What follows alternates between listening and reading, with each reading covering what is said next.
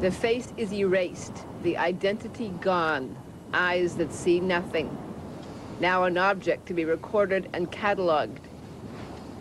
The remains of men who would conquer the Arctic, achieve the very height of ambition, who were broken by an indifferent landscape and died in starvation and despair. Remains that now, a century later, tell the story of a doomed expedition, a mass death on a tiny Arctic island that many believe happened needlessly. It's not boats but planes that storm the Arctic now. Barry Ranford's a Brampton, Ontario teacher and amateur historian. Such as his obsession with the Franklin mystery, even a painful broken arm doesn't delay this trip. Watch here, this is good here. Look at the water. John Harrington is a colleague. Their destination is King William Island. Drop the equipment off, and we'll finish the survey work. This is it here. No, this is it here, right here.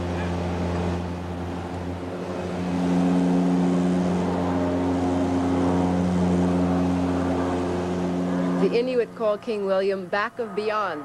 It's considered one of the coldest and most desolate places in the Arctic. This search party is one of two groups on the island. They're here during the few weeks of summer when temperatures reach a balmy 5 or 10 degrees. To spend a winter here without knowing how would be living hell. Yet some of Franklin's men lasted almost 4 years. This is Ranford's third trip to King William, following the trail of debris left behind by Franklin's men 150 years ago.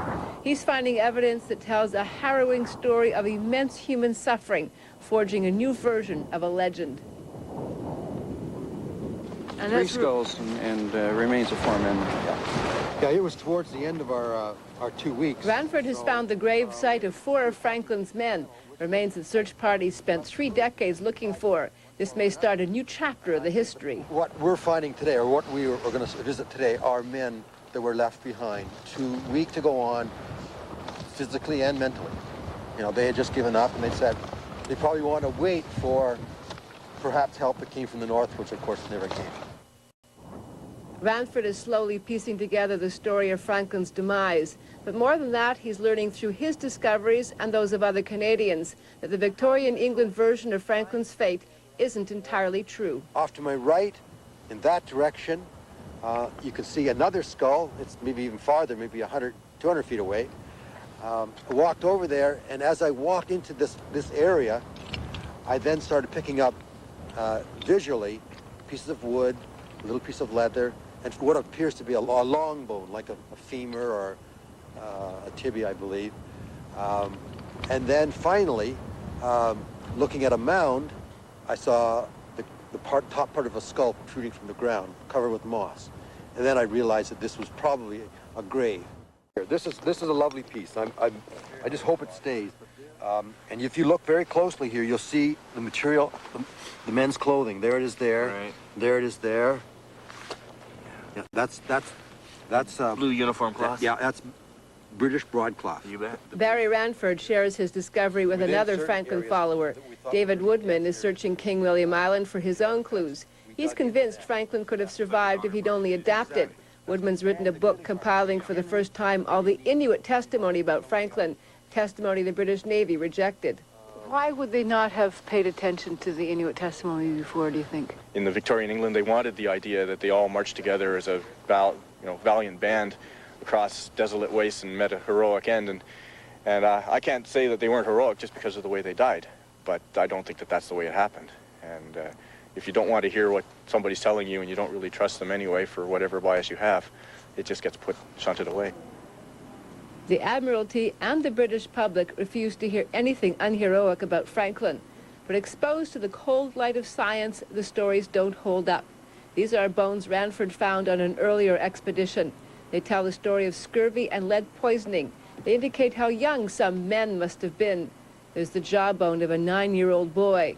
The bones were shipped to the forensic labs of Hamilton's McMaster University for study by Anne Keenleyside. Well, it suggests to me that these individuals were being intentionally dismembered, perhaps for consumption. I think the evidence strongly suggests cannibalism. If I can show you a few examples, here we've got a rib fragment with 4 cut marks here, here, little one here, and there. Very distinct. We've also got them on some of the vertebrae. This is an atlas vertebra, the first vertebra in the neck, and there's a very distinct cut mark there. Weak leadership, bad food, a failure to adapt. The new interpretation suggests folly more than glory. But if critics won't accept Franklin's men as heroes, they do recognize their suffering. Franklin's story is that of immense human tragedy and desperate attempts to survive. What it tells of the human condition is what fascinates these people today. It's amazing. You cannot understand what it's like here until you come here. All the armchair historians in the world have no conception of what it's really like, how desolate and hard it is. It's really a frightful place to die. And you can tell how you can imagine, with anybody with any kind of imagination, you can see how you have been away from your home that long and your loved ones, and to come to a place like this and know you still got 4,000 miles to get home, and of the first 1,000 is going to be the worst, they would give up. As the seasons passed into years, one can only imagine what they did to survive. They tried to walk to the mainland and died where they dropped, their lips black and their teeth loose from scurvy, their useless leather boots slipping on the frozen moss and glassy shale. They had dreamed of sailing all the way to the ports of China on an open polar sea. They died in the worst state of human degradation. At least some men would have discovered their ships had stopped only a few miles away from the elusive Northwest Passage, a waterway never used by Britain even after it was charted. Barry Ranford believes despair is what ultimately killed them. I think perhaps the psychological effect of what happened up here to his men, the elements that they had to deal with, the time length that they were here, had far more to do with their demise than lead poisoning or even scurvy, although we know scurvy probably did most of them in.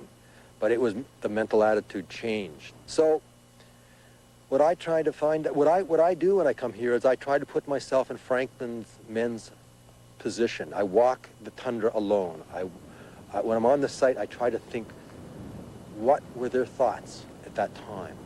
You have to think of the mind, the man. Each one of them is a different personality with his own problems.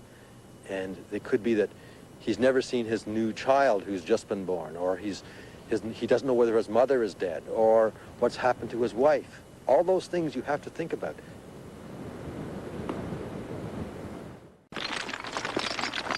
The intrepid search over King William Island continues. They may never find the big ticket items like the ships or Franklin's grave, but perhaps enough to tell more of the story. Wow, look at this, eh? Not amazing. This angle here should be at that angle there. No, I think it's like this. I think there's the boat. I don't. There's the brace. But if you look at that one down there, it's straight. That's been bent like that. Is there an answer to it all? I don't think so. I hope not. I don't want to be the final answer. I don't think there should be a final answer. I once heard somebody say, I wonder what it would have been like if one man had gotten back alive.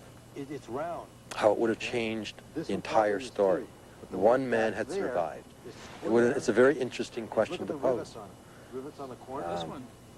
We'll never find it all. There's rivets along the top. Look at the Yeah, rivets. that's the same pattern that you see down at the Schwatka site. The facts reveal human folly on a monumental scale. Ships that disappear without a trace, ominous warnings not heeded, mass death. A new interpretation denies the glory but mourns the tragedy. As the legend is revisited, Franklin lives. For Primetime News, I'm Carol Off.